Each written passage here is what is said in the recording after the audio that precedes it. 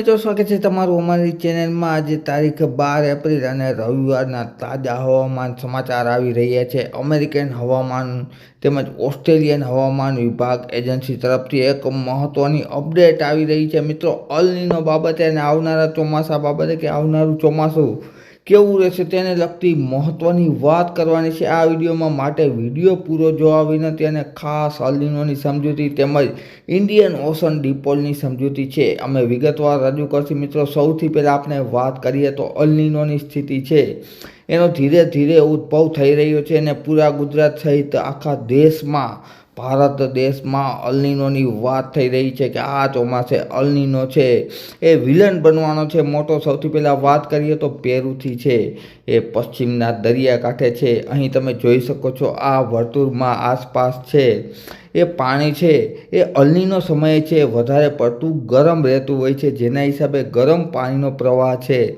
એ ઝડપથી છે એ પશ્ચિમ દિશામાં આગળ વધે છે। તમે જોઈ શકો છો અહીં એરો આપેલો છે એ રીતે પશ્ચિમ દિશામાં પાણી છે એ આગળ વધતું હોય છે। ગરમ પાણી છે એ ધીરે ધીરે ત્યારબાદ છે એ ઓસ્ટ્રેલિયા તરફ આવે છે મિત્રો। અહીં તમે જોઈ શકો છો કે આ પાણીનો પ્રવાહ છે એ ધીરે ધીરે ઓસ્ટ્રેલિયા તરફ આવે છે અને ત્યારબાદ ઓસ્ટ્રેલિયાથી આગળ વધી અને આપણા મહાસાગર એટલે કે હિન્દ મહાસાગરમાં અલ નીનોનું ગરમ પાણી છે એ હિન્દ મહાસાગરમાં પ્રવેશે એટલે આ તરફ જોઈ શકો છો મિત્રો, આ બાજુ છે એ પાણીનો ગરમ પાણીનો પ્રવાહ છે એ અલ નીનો સમયે આવતો હોય છે, જેના હિસાબે અહીં આપણું છે એ હાઈ પ્રેશર બનેલું હોય છે મિત્રો। અહીંના વિસ્તારમાં છે એ મોટું હાઈ પ્રેશર છે એ ચોમાસા દરમિયાન બને છે, તો માંથી ગરમ પાણી આવે છે તો અહીં હાઈ પ્રેશરમાં આવે છે મિત્રો। તો હાઈ પ્રેશર છે એ ધીરે ધીરે નબળું પડતું હોય છે મિત્રો। અલ નીનો દરમિયાન છે એ માદાગાસ્કર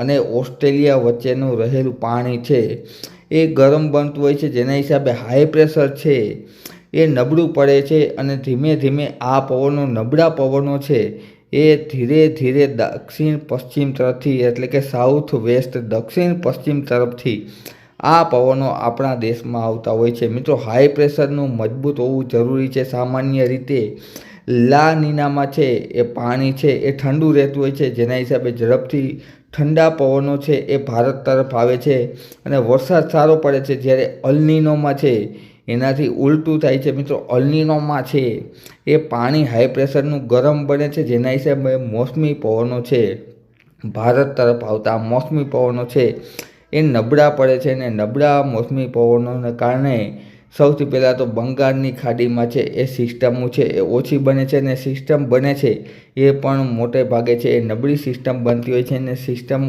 ઓછી બનવાનું કારણ અને નબળી સિસ્ટમો બનવાનું કારણ છે એ મુખ્યત્વે અલ નીનો ગણી શકાય। પણ સામે એક બીજું પણ પરિબળ છે જે આપણા માટે સારું સાબિત થઈ રહ્યું છે, જેમ કે IOD મિત્રો, ઇન્ડિયન ઓશન ડિપોલ છે। આ પરિબળ છે એટલે કે અરબ સાગરનું તાપમાન, અહીંનું તાપમાન છે વધારે હોય છે। પાણીનું તાપમાન આ વખતે 2026ના ચોમાસામાં અહીંનું તાપમાન છે એ વધારે રહેવાનું છે, જેના હિસાબે છે એ બંગાળની ખાડીમાંથી સિસ્ટમ આવશે। બંગાળની ખાડીમાંથી સામાન્ય રીતે સિસ્ટમનો ટ્રેક છે એ આ પ્રમાણે હોય છે। ત્યારબાદ ધીરે ધીરે સિસ્ટમ છે એ રાજસ્થાન અને ગુજરાતના વિસ્તારો પર આવતી હોય છે। IOD પોઝિટિવ હોવાને કારણે છે એ સારા એવા ભેજવાળા પવનો છે એ આ સિસ્ટમને છે એમાં અંદર પ્રવેશતા હોય છે, સિસ્ટમની અંદર પ્રવેશતા હોય છે, જેના હિસાબે સિસ્ટમ છે એ સારો વરસાદ આપે છે। ખાસ કરીને ગુજરાત, રાજસ્થાન તેમજ મધ્યપ્રદેશ આ ઉપરાંત મહારાષ્ટ્રના વિસ્તારોમાં આ ચારે ચાર રાજ્યોમાં છે એ સારો વરસાદ પડતો હોય છે મિત્રો। આ ભાગમાં છે એ સારો વરસાદ પડતો હોય છે એટલે કે આ પરિબળ આપણા માટે સારું છે।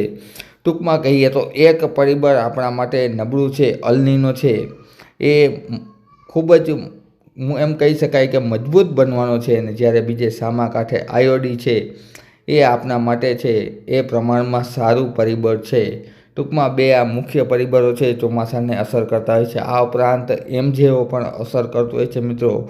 ટૂંકમાં કહીએ તો આ સિઝનમાં કેવો વરસાદ પડશે તો સ્કાયમેટવાળાએ પહેલેથી જ આગાહી આપી દીધી છે એપ્રિલની શરૂઆતમાં। એમ કહી શકાય કે ગુજરાતમાં છે એ સામાન્ય કરતાં થોડો ઓછો વરસાદ રહી શકે છે। અલ નીનો મુખ્ય કારણ હોવાથી ગુજરાતમાં છે એ 90થી લઈ અને 95% વરસાદની શક્યતા રહેલી છે મિત્રો.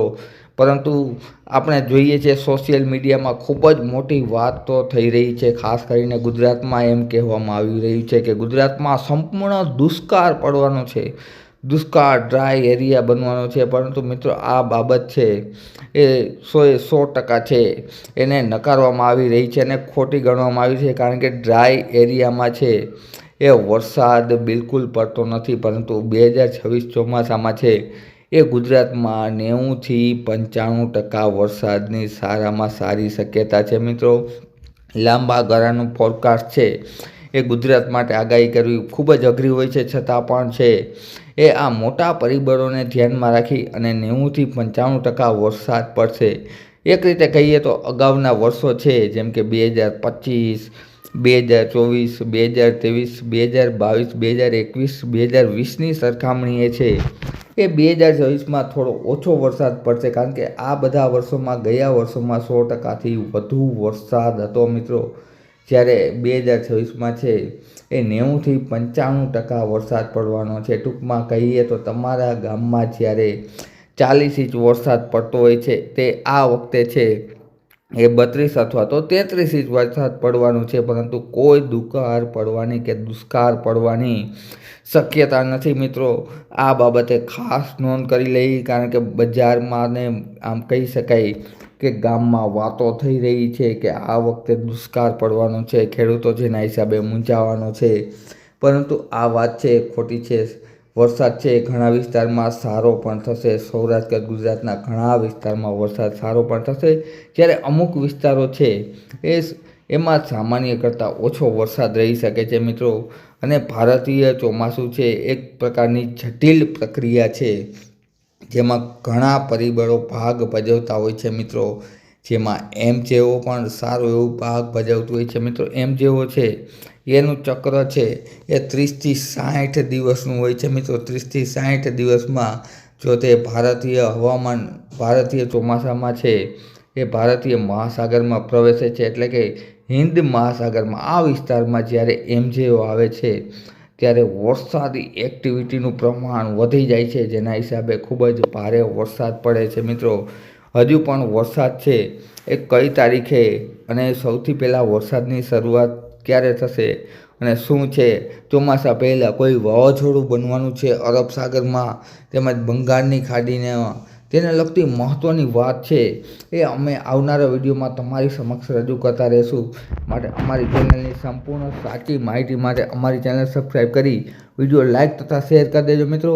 વિડીયો જોવા બદલ ખૂબ ખૂબ આભાર.